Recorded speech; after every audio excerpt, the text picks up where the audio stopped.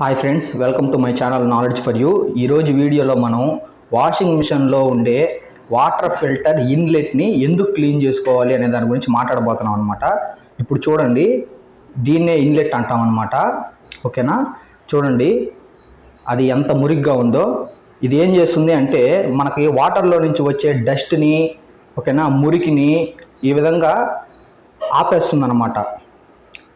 So ఈ విధంగా ఉండడం వల్ల ఏమవుతుంది, మురిగ్గా ఉండడం వల్ల రాను ఆ పైపులో నుంచి మిషన్లోకి వెళ్ళే వాటర్ ఫ్లో అనేది మనకి తగ్గిపోతుంది.